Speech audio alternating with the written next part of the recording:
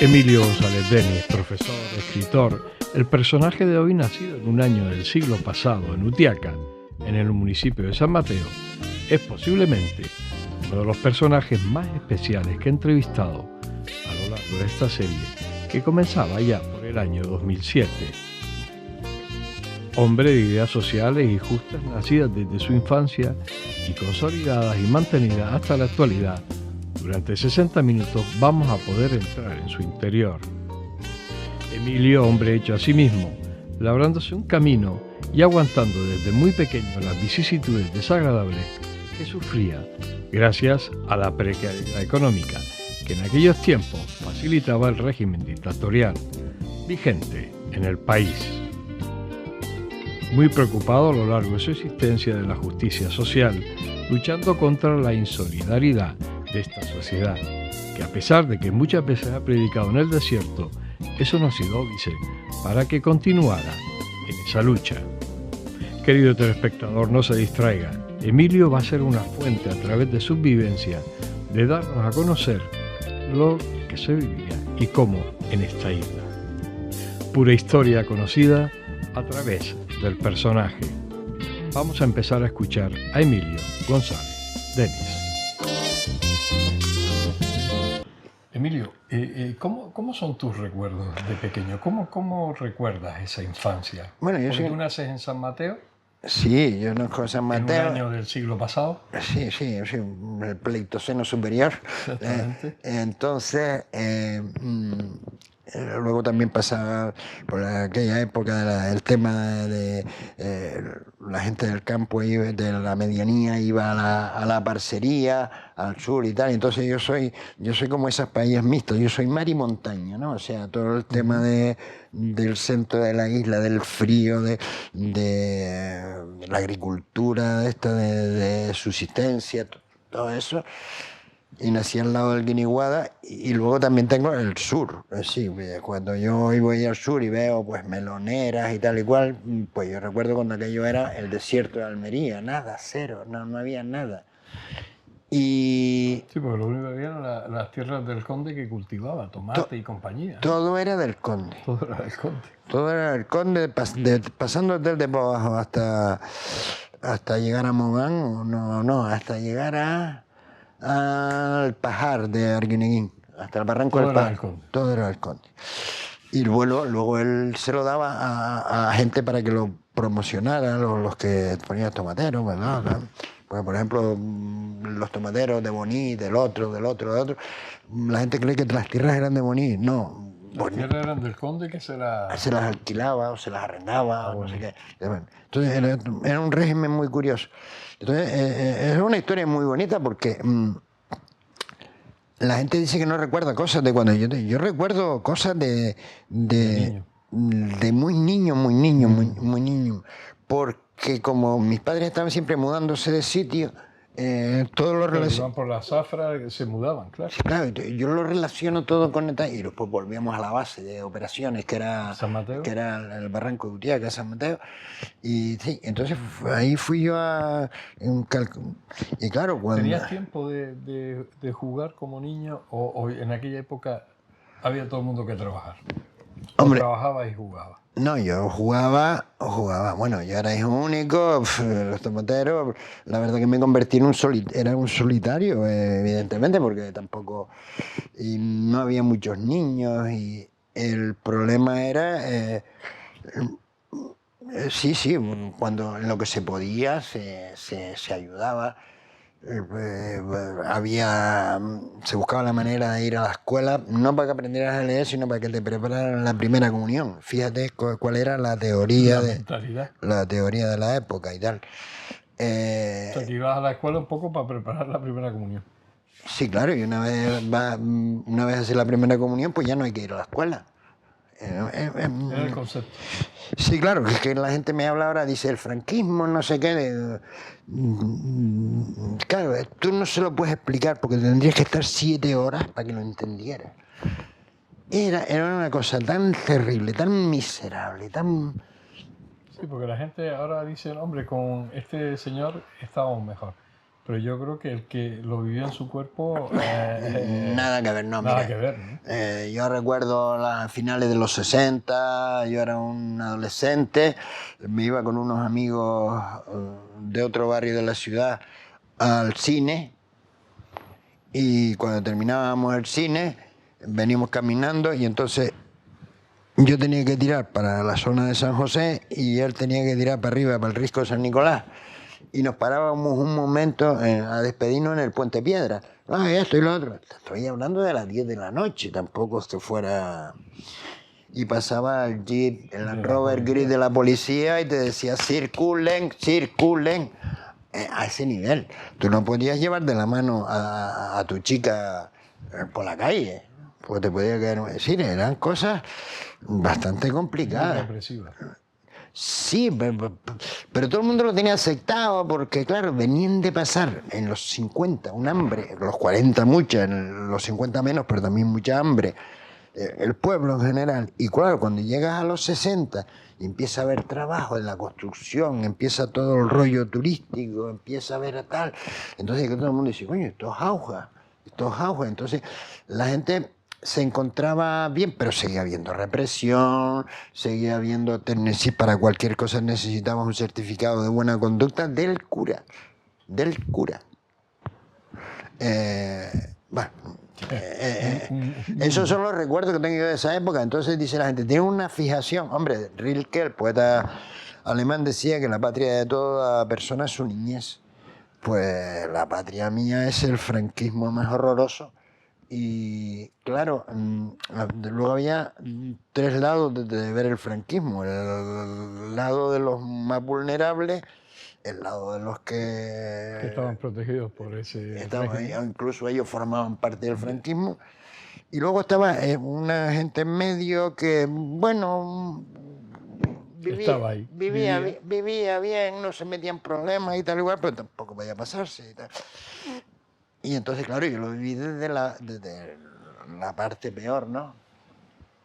Y bueno, la inmigración, familiares míos, que una hermana de mi madre, por ejemplo, que se iban para Venezuela. Recuerdo haberlos ido a despedir al Muelle Grande con un transatlántico que se llamaba Lucania, con mi padre y mi madre, los tres allí despidiendo, yo con 5 años.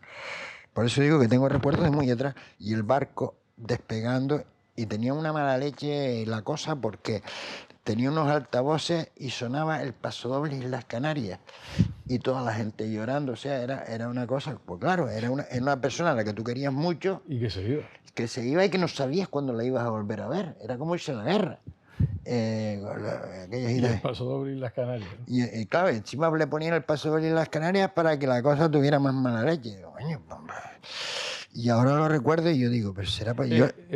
¿Las Navidades llegaron a tener sentido contigo? Es decir, ¿llegaste a notar que entraba esa época de Navidades o como nada, ¿no? Eso no, la Navidad era...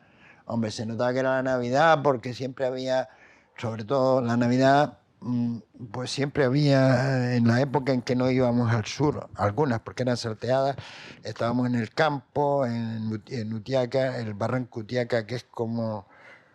Vivían una serie de familias, la verdad, tal, y entonces había gente que tenía una finquita, vivía más o menos bien, no que fuera rico, pero bueno, y otros que menos, pero ahí nadie se quedaba sin cenar, porque si fulanito estaba en el paro, no tenía donde caerse muerto, el plato de comida no faltaba nunca de todos los vecinos, de tal y así. Era una especie de solidaridad. Era una solidaridad terrible. Incluso se hacían colectas para algunos más pobres porque entraban en historias para ir a San Mateo, a la tienda de Antoñito Falcón, que vendía telas, para comprarle unos pantalones. Bueno, había que comprar la tela de los pantalones y llevar a la costurera porque no había nada fabricado, ¿no? Pre-aportar no había nada. Pero nadie estaba desnudo y nadie pasaba hambre porque estaba la solidaridad de la gente. En la parcería era otra cosa, había que buscarse, era como los americanos, a buscarse la vida cada uno. Como fuera. ¿Y los Reyes, llegaste a ver algún regalo de chico? ¿Te acuerdas tú de algo? No, yo siempre he sabido quiénes son los Reyes Magos. Siempre he sabido. Siempre, toda la vida. Yo esa historia de que esperaba que vinieran unos magos de Oriente, no. Yo cuando veía a los chiquillos me callaba la boca, pero bueno, veía a los chiquillos. A ver, a mí me dejaron una vez un caballo de cartón. Un caballo de cartón de aquellos que se tiraban con el hilo. Que después yo era tan, como era de enero, se puso a llover, era de cartón y el caballo se deshizo. Y ahí, bueno, y entonces esas cosas, ¿no? De los reyes. Después, claro, en el sur estaba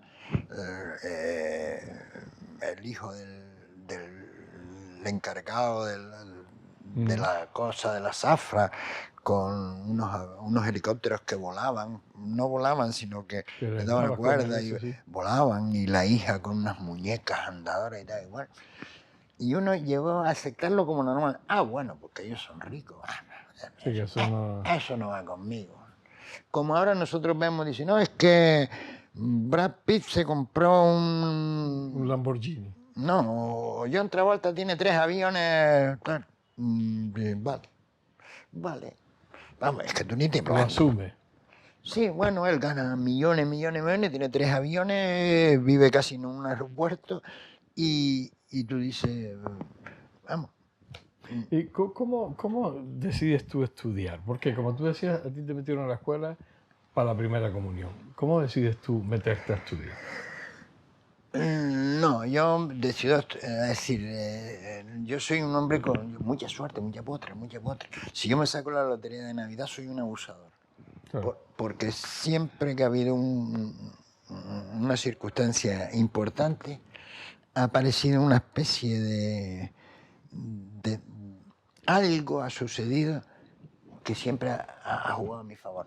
Por ejemplo, había un señor de la Gran Parada aquí en la zona de Santa Brígida, que era un capitán retirado del ejército franquista y tal igual, que llevaba temas de toramateros y de historia y tal igual. Y el hombre debió ver algo en mí, que me enseñaba por la noche me enseñaba, y un buen día, ¡bum!, ya vengo matriculado al instituto para hacer ingreso, examinarme en junio de ingreso y primero de bachillerato. Que yo no había ido a clase, era nada más que era el capitán Reyes. Y entonces llego allí y aprobé el ingreso y aprobé todo primero, y no aprobé la gimnasia. Porque claro, no había que saltar no sé qué, yo no sabía. Que después ya me enteré cómo era el tema y la aprobé en septiembre. Pero bueno, que te quiero decir que apareció ese hombre. Claro, ese hombre era un franquista que pertenecía al staff de los, digamos, represores. Y claro, tú dices, no, es que tal... Pues chico, toda la vida le estaré agradecido. Sí. Luego apareció otro señor, don Rafael Gómez Santos, que era muy buena persona, que era profesor, tenía una academia en San Mateo, me preparó, tal. Y luego ya, desde que yo tuve cierta edad, pues me buscaba algunos trabajillos y así terminé la carrera. O sea, porque además me imagino que tus padres un poco tenían asumido que tú ibas para universitario, para profesor, ¿no?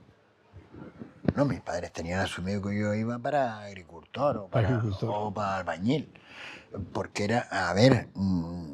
Era lo habitual y lo que se... Sí, no, es que no había otra cosa, es decir, ¿qué es lo que piensa el hijo de un bracero de Colombia que está cogiendo café en los cafetales? Porque su hijo también va a ir a coger café a los cafetales.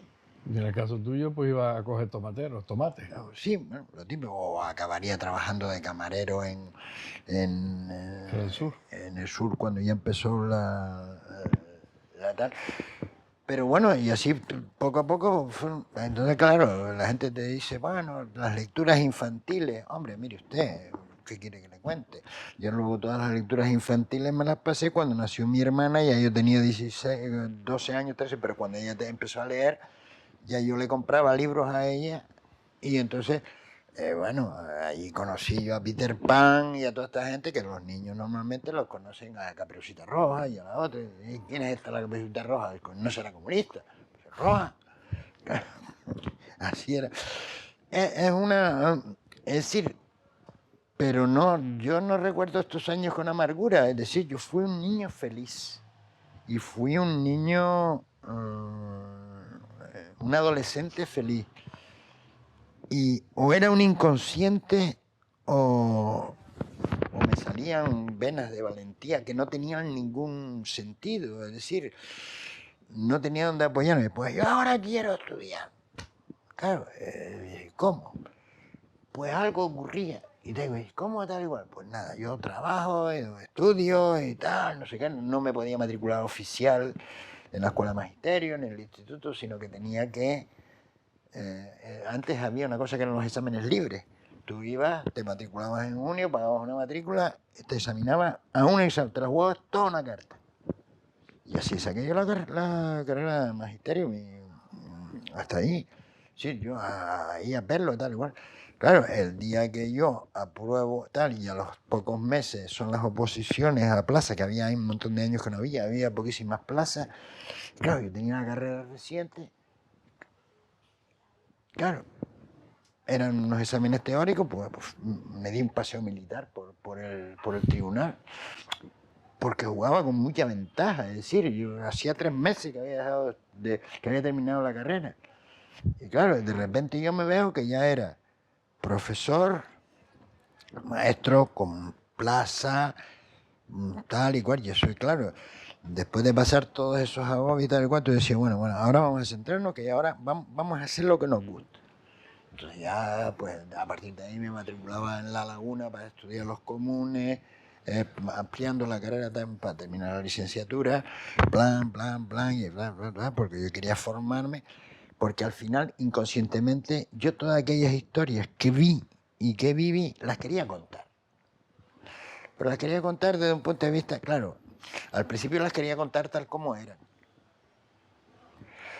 Pero cuando ya vas tú leyendo y vas aprendiendo y vas entrando a la tal, dices, no, bueno, esto tiene otra lectura, porque claro, no se enfoca la vida igual antes y la vida de escritor antes y después de leer a Kafka o a Borges, o de echarle un vistazo a 3 o 4 filósofos importantes de la historia de la filosofía. Es decir, leer El extranjero de Camus, por ejemplo, te marca, ¿no? Te marca. Entonces, claro, entonces, claro, ya tú empiezas a contar y empiezas a novelar. Entonces la gente dice, las cosas no eran exactamente así. Hombre, vamos a ver, yo no soy un historiador, soy novelista. Entonces yo cuento la historia de tal manera que a ti te pueda resultar atractiva. Pero soy fiel al espíritu de la historia, pero claro, es como en las películas cuando hacen biografías de un personaje, un hombre o una mujer, que era más bien feuchillo y mal parecido, pero era un genio en lo que fuera, y te lo interpreta George Clooney. Coño, pues que este tío se parece a George Clooney en lo blanco. Pero claro, tú acabas asumiendo que el actor, pues la novela es igual, digamos que de alguna manera hace como más llevadero para que tú puedas entender. Y entonces, dice la gente, sí, a mí me admira y me parece bien cuando veo a otros escritores de por aquí o de fuera, cuando hablo con ellos. Estoy buscando un tema para escribir mi próxima novela. Eso a mí nunca me ha pasado. Sí, el tema es que te sientas ahí y empiezan los dedos a contar cosas todo el tema del corredera, todo el tema de tal. Entonces, claro, yo intento sacarlo un poco de lo local. Es decir, el tema del corredera es una novela sobre la pena de muerte. Sobre según mi forma ética de ver el mundo, ningún ser humano tiene derecho a quitarle la vida a otro ser humano. Es decir, a mí me parece terrible, por ejemplo, en el Tribunal Supremo de los Estados Unidos, que le piden conmutar la pena a un asesino porque está condenado a a pena de muerte, no sé qué. Y entonces el Tribunal Supremo se reúnen unos señores que son magistrados, que han estudiado muchísimo, que son muy cultos, saben mucho, se supone que son muy humanistas, y deciden que no. Digo, pero vamos a ver, pero esta gente, para llegar a ser miembro del Tribunal Supremo de los Estados Unidos, tienen que ser unos cocos impresionantes. Cualquiera no va a ser miembro del Tribunal Supremo.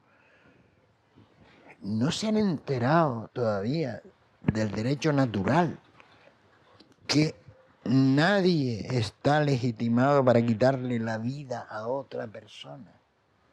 Algo tan sencillo como eso. Y ellos, pues, no, es la ley.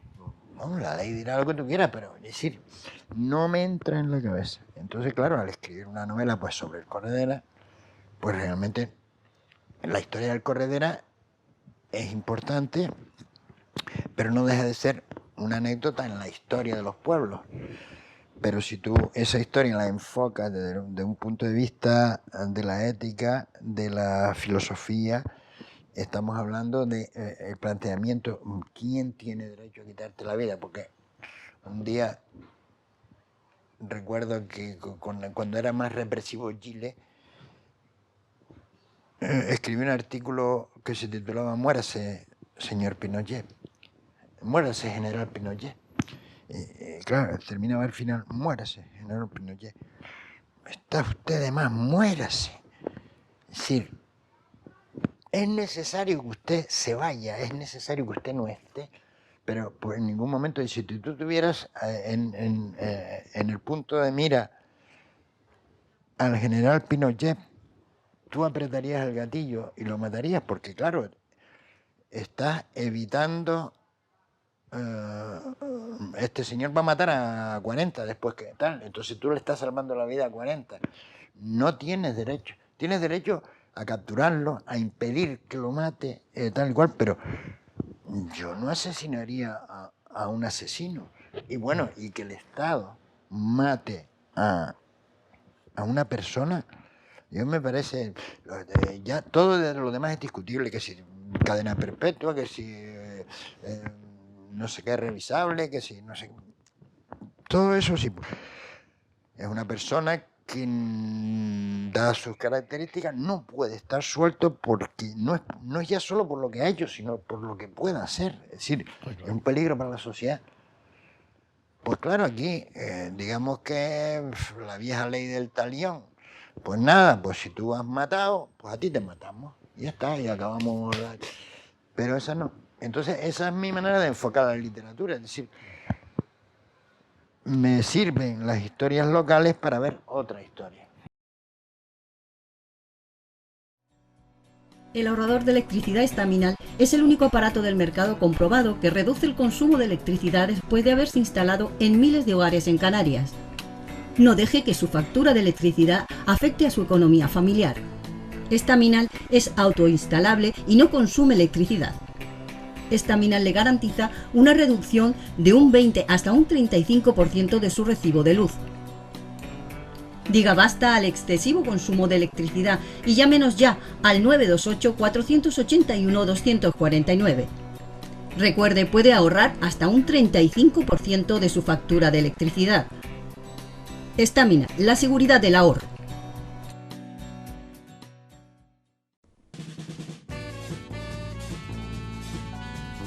El ahorrador de electricidad Estaminal, tras muchos años de instalación en Canarias y ser elegido como producto del año en ahorro energético a nivel nacional, le ofrece la posibilidad de ahorrar de un 15 hasta un 35% de su consumo en su factura de electricidad.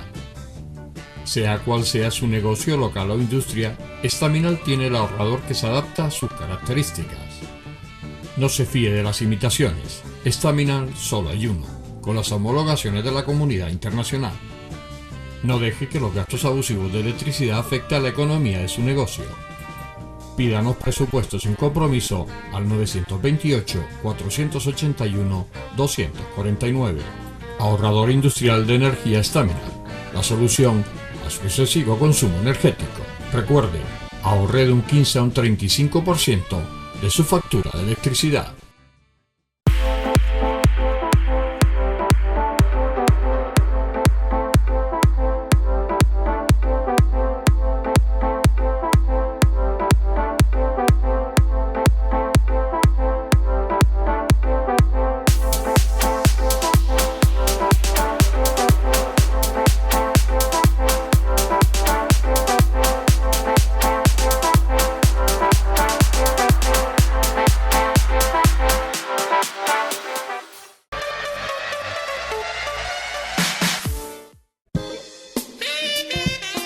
Llevamos un rato escuchando a Emilio, hablándonos de la miseria que se vivía a su alrededor, pero contada de una manera sin rencor, con alegría y como la solidaridad de aquella gente de Utiaca, que ninguno pasaba hambre. En las Navidades, entre todos ellos, acogían a los que menos tenían. La escolaridad de aquella época, que se iba a la escuela para poder hacer la primera comunión, y como en el fondo apreciaba que era un hombre con suerte, ya que bajo su protección encontraba a ese militar retirado que confiaba en él y le fue transmitiendo enseñanzas. Quisiera que al final Emilio terminara su carrera de maestro y con 19 años ya fue funcionario. La facilidad de transmitir de Emilio y acompañado de su buen humor que nunca pierde, nos hace llegar a otra dimensión y durante esos momentos nos aísla, entrándonos una sensación de bienestar que es difícil contarlo con palabras. Nos queda un buen rato para seguir escuchándolo. Reconozco que a veces mis preguntas no quedan contestadas, porque él nos lleva a otras contestaciones que igual son. Emilio, estamos ya terminada tu carrera como profesor. ¿Te casas? ¿Te casas antes o te casas después? No. Estamos hablando de 19 años, 18, 19 años cuando termino. Todavía... ¿Empiezas a dar clases? Empiezo a dar clases, empiezo a examinar. ¿Ya conocías a tu futuro? La conocí justo en esa época. En esa época empiezo a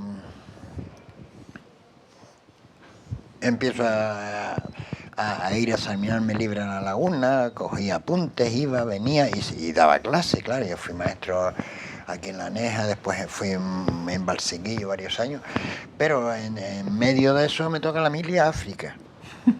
Me toca la mili África y entonces pues tuve que ir a hacer la mili África, donde se me abrieron los ojos porque como era maestro le daba clase de alfabetización a los soldados que no sabían leer, pero en un sitio de la biblioteca del Regimiento de Artillería de Layún, que tenía una biblioteca que estaba cerrada desde la Guerra Civil, pero la tenía en unos anaqueles con cristales y tal. Tuve que pedirle al coronel que me quitaran los... Y la cuestión era que había libros que no se podían publicar en España en aquella época, pero como se publicaron en tiempo de la República y aquello quedó cerrado, nadie lo... Mira, yo leí en ese año y pico que estuve en África, leí hasta lo que no está escrito, a todos los grandes clásicos que aquí no llegaban, que no podías, porque había muchos libros que no podías leer. Estaba censurado. Sí, y además estaba en el índice de la Iglesia Católica que decía este libro no se puede ver, pues no se puede. El amante de Lady Chatterley, por ejemplo. Bueno, y buena parte de... Bueno, lo leí todo lo que pude y bueno, fue una época importante y me cambió la perspectiva porque claro, después yo era amigo de los saharauis, pero resulta que yo formaba parte del ejército invasor. ¿Entiendes? Era una especie de contradicción rara, ¿no? Es decir, que te hace plantearte cosas, ¿no? Y cuando empiezan a haber escaramuzas, disparos y tal y cual, era un problema ético bastante gordo, ¿no? Y no sabías muy bien. Y bueno, el caso es que acabó la mili y al poco tiempo de acabar la mili me vine... Me vine inmediatamente, pero me casé yo creo que al año, menos de un año. Ya habías conocido pero fue cuando la había conocido antes. Antes de irte. La había conocido antes. Y todo eso fue una historia por carta, porque además en el Sáhara no te daban permisos para venir, y además, si no cogías permiso te licenciaba 2 meses antes. Y entonces, claro, tú querías salir de allí como fuera, ¿no? Y entonces te pegas un año que estás como fuera del mundo, pero pues cuando llegas aquí, pues claro, yo llego aquí y nada. Y después, claro, Isabel tenía unas ideas muy progresistas y yo también, pero claro, nuestros padres, que eran buenísimas personas todos, tenían la mentalidad que tenían. Y entonces nosotros ahora como yo tengo trabajo,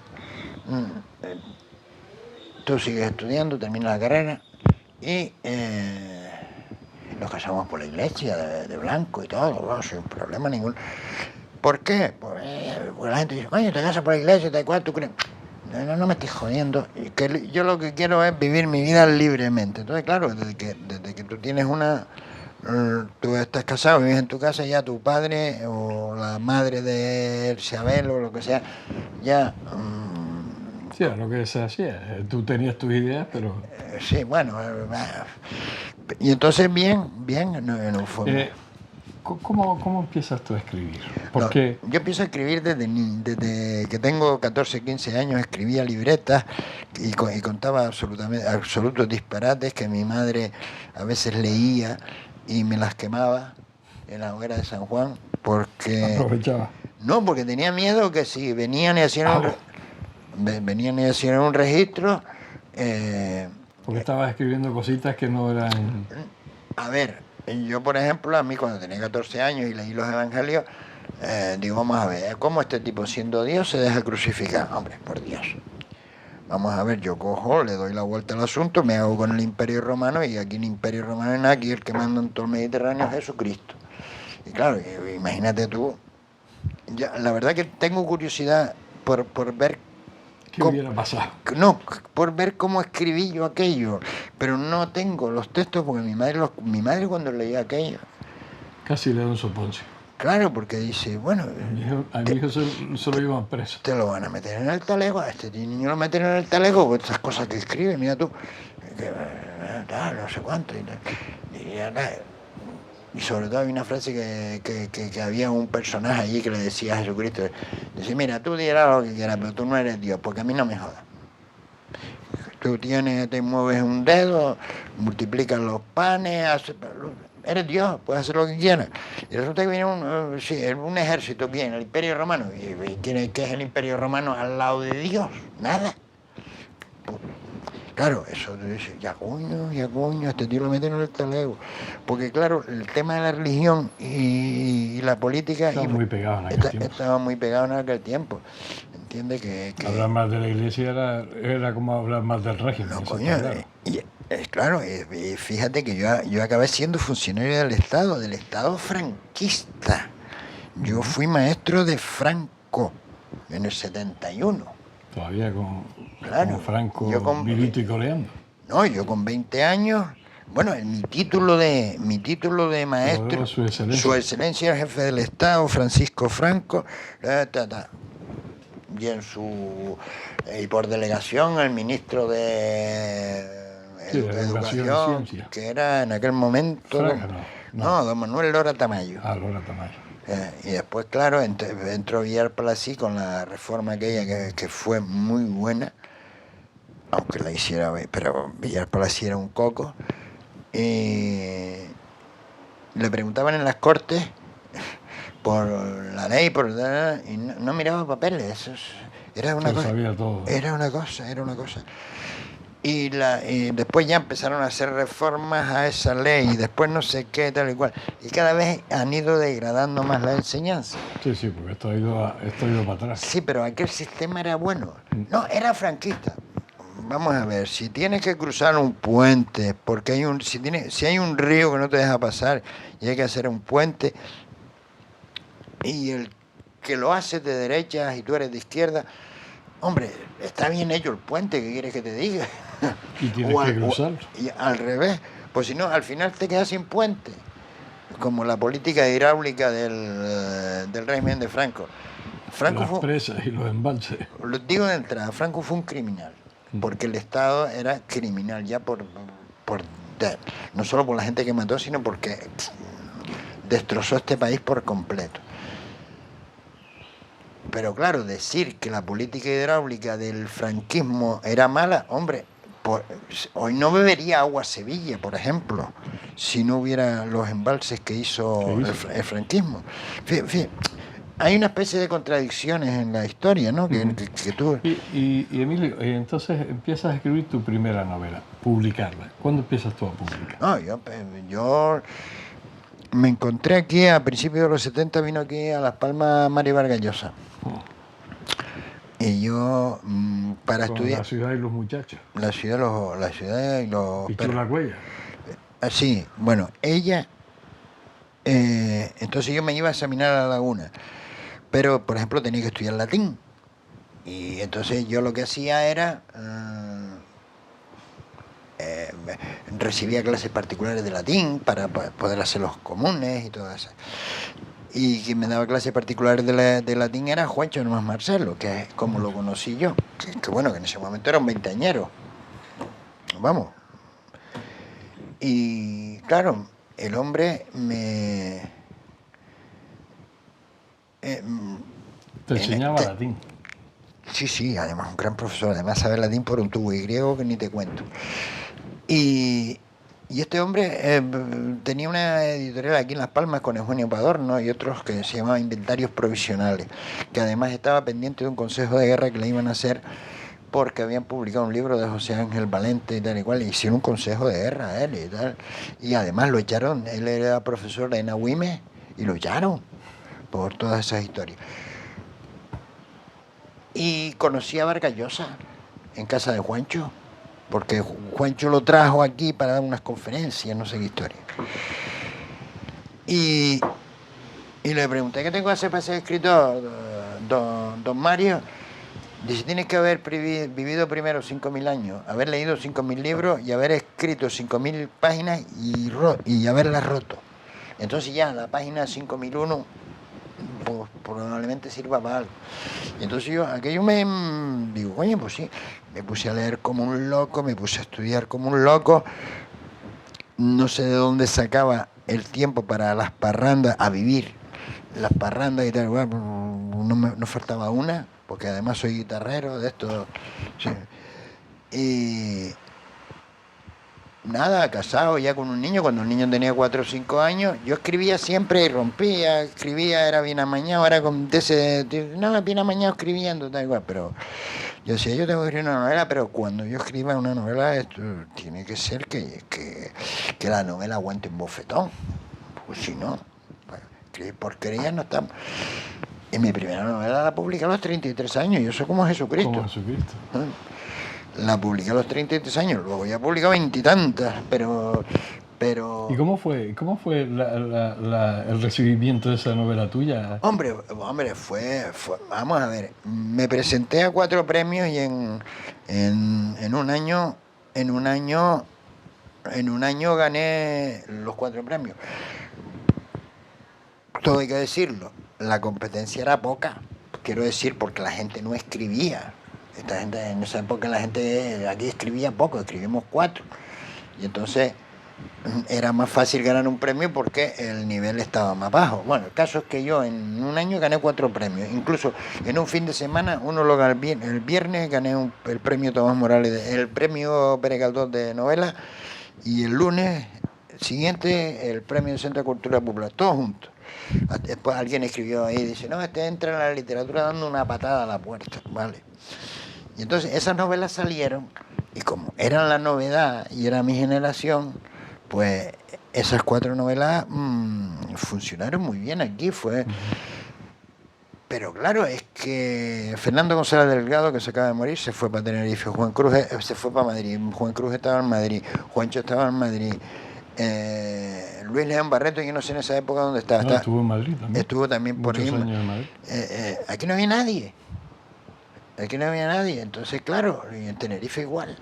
Entonces claro, a poco que escribieras bien, pues yo soy consciente de la... Entonces, el caso es que yo llego y de repente tal, pero claro... Esa es el santo. Sí, pero en toda esa generación, dime otro novelista de lo que se diera a conocer a principios de los 80. No hay. Yo solo. O sea, es decir, ¿cuántos escritores nuevos hay en Canarias? 1. Bueno, en Gran Canaria, en Tenerife había alguno más, Pacheco y tal, pero 1. Hombre, tenía que ser bueno por nariz.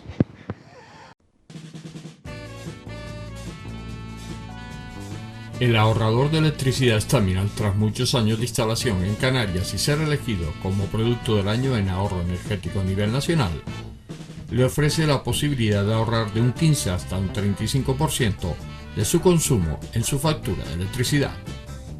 Sea cual sea su negocio local o industria, Staminal tiene el ahorrador que se adapta a sus características. No se fíe de las imitaciones. Staminal solo hay uno, con las homologaciones de la comunidad internacional. No deje que los gastos abusivos de electricidad afecten a la economía de su negocio. Pídanos presupuestos sin compromiso al 928-481-249. Ahorrador industrial de energía Staminal. La solución a su excesivo consumo energético. Recuerde, ahorre de un 15 a un 35% de su factura de electricidad.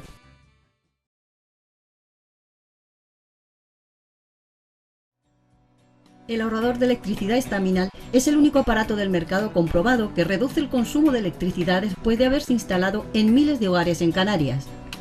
No deje que su factura de electricidad afecte a su economía familiar. Staminal es autoinstalable y no consume electricidad. Staminal le garantiza una reducción de un 20 hasta un 35% de su recibo de luz. Diga basta al excesivo consumo de electricidad y llámenos ya al 928-481-249.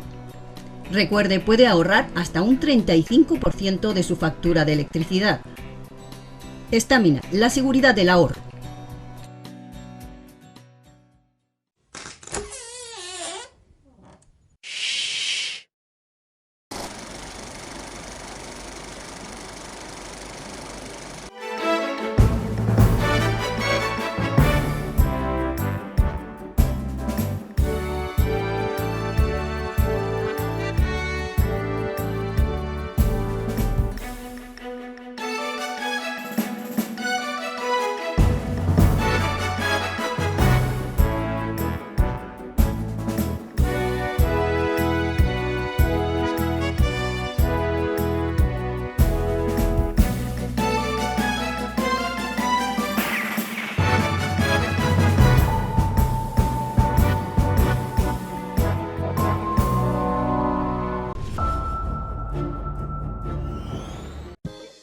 Emilio, en la constante de hacerse a sí mismo, consigue terminar su licenciatura, además de atreverse a escribir para publicar, y recordando cómo su madre en sus años mozos le quemaba sus escritos de adolescencia, aprovechando las hogueras de San Juan, por lo peligrosos que ella consideraba si caían en manos de adeptos al régimen dictatorial de la época.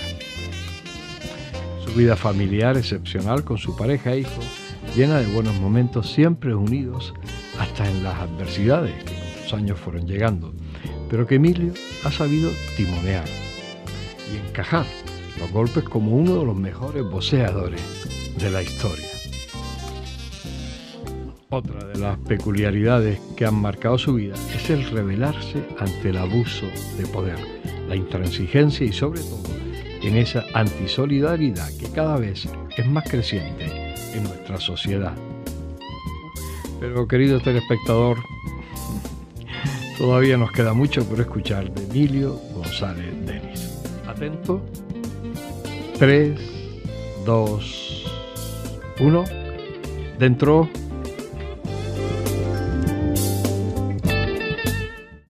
Emilio, ¿cómo te sientes hoy? ¿Cómo te sientes? Bien, bueno, he recorrido una vida un tanto azarosa, pero he tenido una vida buena, una vida feliz.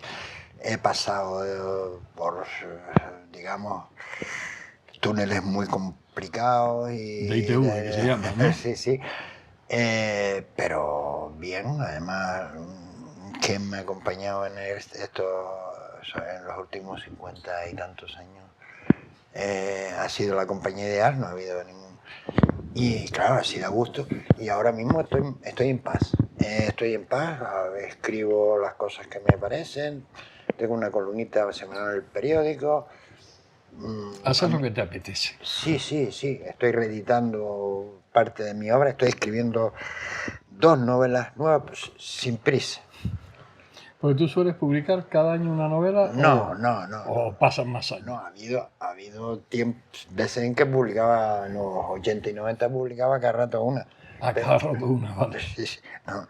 Pero luego ya he ido parando porque tenía muchas cosas que decir y yo para escribir una novela que vuelva a decir lo mismo que la otra, pues tampoco... Plan. Bueno, podría ser como Marcial Lafuente Estefanía, ¿no? Sí. Bueno. O Corín Tellado en la versión femenina, sí, ¿no? pero yo quiero que pesen un poquillo más la novela.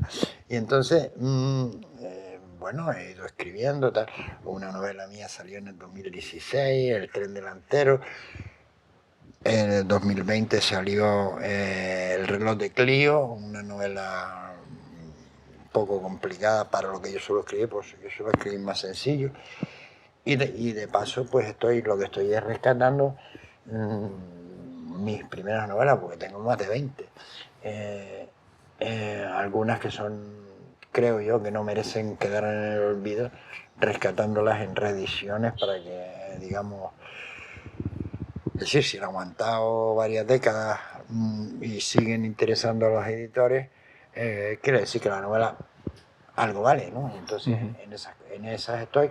Pues claro, todo eso es un trabajo de... hay que reeditar. Yo no corrijo las novelas en el sentido de no les cambio nada.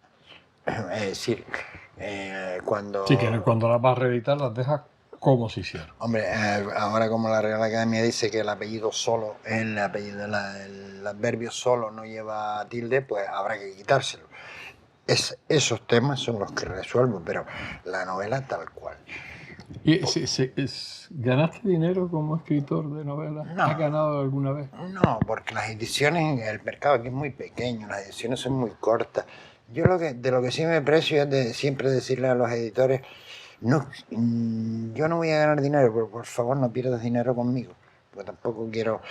Y he tenido suerte, no, ninguna editora ha perdido. Ha perdido. No, hombre, alguna novela sí. Cada un detalle. No, y sobre todo libros infantiles que se venden y te liquidan. Yo he ganado más dinero con los libros infantiles. He ganado más dinero, quiero decirte. Te liquidan por derechos de autor una idea, pues a lo mejor al año 300 euros, 400 euros. Eso no vas a comer con eso. Bueno, No, echarte una cenita. Una cenita, bueno, aparte después tienes que pagar Hacienda y todo encima Hacienda sí es una parte. Y luego siempre se pilla eso, a ver si das una conferencia aquí o allá. Pero estamos hablando de cantidades irrisorias que no podrían mantener una familia, ni mucho menos. Pero es que el mercado es pequeño. ¿Qué piensas de tanto escritor, de esta cultura que ahora ha aparecido de autopublicaciones, que todo el mundo escribe? ¿Qué piensas tú de eso? Mira, yo, es que soy una de las personas que no debería hablar, en el sentido de que, a ver, en teoría todo el mundo tiene derecho a escribir lo que quiera, libertad de expresión. Si tiene quien se lo publique o se lo publica al mismo, no seré yo quien tal. Y entonces, claro, no quiero caer en eso de decir, no, se publica demasiado, solamente deben publicarse libros que tengan cierto nivel. Pero claro, quien dice eso va con ello que los míos sí tienen cierto nivel, pero los tuyos no. Entonces, claro, yo no soy quien para... Sí, ¿por qué le voy a prohibir yo a alguien que publique un libro? Pues es como si me lo prohibieran a mí. Dice, oiga, usted no puede publicar libros. ¿Por qué no? Yo publico los libros que me da la gana, mire usted. Ha bajado mucho en el sentido de que antes había editores que corregían ediciones, esto no. Claro. Que muchas veces metían la pata y dejaban cosas atrás que no... Sí, pero ahora no hay corrección. Ahora no hay un filtro, sino que tú llegas a una editorial... le pagas y te sacan. Le pagas y te sacan lo que sea. Y entonces, claro, ¿qué ocurre? Que en ese mare magnum de libros muchas veces dicen, no, es que se lo autoeditó y no sé qué y tal y cual. Hombre, grandes obras de la literatura universal fueron autoeditadas y ahí están, ¿no? Entonces, claro, no, porque yo no puedo saber. Un señor dice, no, este señor no ha escrito nunca y ahora se ha jubilado y se ha puesto a escribir. Hombre, mucha vocación no tenía, porque yo creo que esas cosas... Se nace con ellas. Pero bueno, también hay gente que empieza a escribir muy tarde. José Luis San Pedro empezó a escribir a los 50 y pico de años. Sí. Y y fue un gran escritor.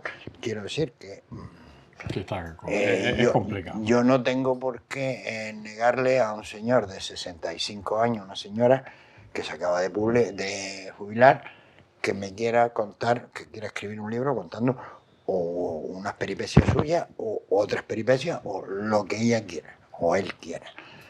Porque claro, la cuestión está en que, coño, yo no sé, no sabemos el bagaje cultural de esa persona, el talento de esa persona. Lo mismo es una obra maestra, no lo sabemos. Emilio, ¿tienes muchos amigos? Amigos del alma, sí, tengo, podría decir, bueno, no los quiero contar, pero 3 o 4. Algunos se me han ido últimamente. ¿Y enemigos? Hombre, hay un autor en Tenerife que decía la frase, mis amigos son mis amigos y no me los toquen, y mis enemigos tampoco, porque bastante trabajo que me ha costado conseguirlo. Después hay otra frase por ahí que dice que un hombre es del tamaño de sus enemigos. Si tienes un enemigo muy poderoso es que tú eres muy fuerte. Porque claro, si tú eres una mierdilla, si tú eres una pulga, pues los elefantes van a pasar de ti. Entonces, que yo creo que a mí ha habido gente que me ha hecho daño, pero tampoco estoy seguro que me lo hiciera queriendo. Quiero decir, hay una dinámica, hay un sistema que tal cual, que no sé. Pero no, yo no le guardo rencor a nadie, no creo que nadie me... Y bueno, y yo francamente, yo a nadie tengo por enemigo mío. ¿Cómo te gustaría que fueras recordado cuando ya no estés aquí? Me da igual. Pero absolutamente igual. La posteridad, pues, si empezamos diciendo que no soy creyente, pues tampoco... me da igual. Yo solo hay una cosa que tengo claro. Desde el día que nací hasta el día que me muera voy a estar aquí. Entonces voy a vivir lo mejor que pueda, haciendo el menor daño que pueda. Como decía aquel otro, decía cuando se levantaba, decía, vamos a ver si hoy no le hago mucho daño a la gente.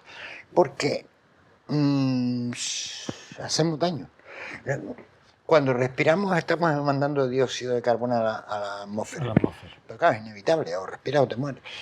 Y así es la vida, es decir, cuando muchas veces hacemos daño sin querer, o el propio sistema lo hace, o no lo sé. Yo procuro no hacerlo, pero estoy seguro que hago daño, como todo el mundo, porque somos seres, somos así de raros.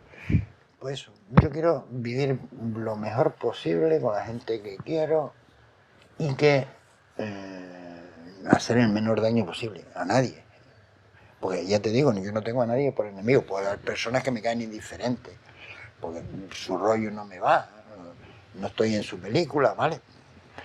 Pero no tengo por qué decir, oiga, como te decía, menos. El cine del oeste es una mierda. Yo tengo un cine y en mi cine no se ponen películas del oeste. Oiga, que a usted no le gusten las películas del oeste, pues le recomiendo que vea La Diligencia o El hombre que mató a Liberty Balance o alguna cosita de esto.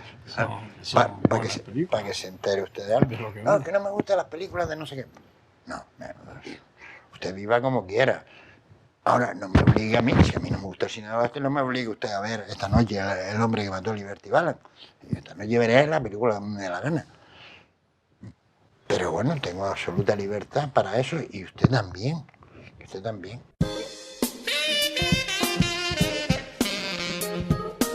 Hemos llegado al final. Estar delante de Emilio González Denis, un escritor con más de 20 y tantas novelas publicadas, cuentos, comentarios en periódicos, te empequeñece, pero que él enseguida te hace crecer y ponerte a su altura por esa sencillez y humildad que de forma sincera nos deja ver. Cuando le preguntaba que cómo le gustaría que fuera recordado, y la contestación que le daba igual y que cuando ya no estuviera poco le iba a importar, de verdad me llegó al alma. A medida que iban pasando los minutos, Emilio me iba envolviendo su interior a través de sus vivencias, que aunque su lenguaje no daba importancia a lo acontecido, íbamos notando su trascendencia y lo especial que era este personaje, como le comentaba al inicio de esta andadura. Emilio, siendo uno de los escritores más importantes de Canarias de todos los tiempos, no se le ha hecho el reconocimiento por parte de las instituciones públicas, incluyendo, como no, a nuestra televisión autonómica, a la que mantenemos con nuestros impuestos y que hasta la fecha de hoy no lo ha entrevistado en ninguna ocasión. Increíble. Llegamos al final. Cuando me está despidiendo en la puerta, todavía da tiempo para contarme alguna anécdota, incluso algún chiste. Muy humorista, Emilio González Denis. Me hubiera gustado que el tiempo no fuera tan inexorable y nos empujara al término y siguiéramos con Emilio una eternidad. Emilio González Denis, profesor, escritor, comunicador, idealista, humorista, ¿por qué no? No cambies, querido amigo. Hasta siempre, estoy seguro que nos vamos a volver a encontrar.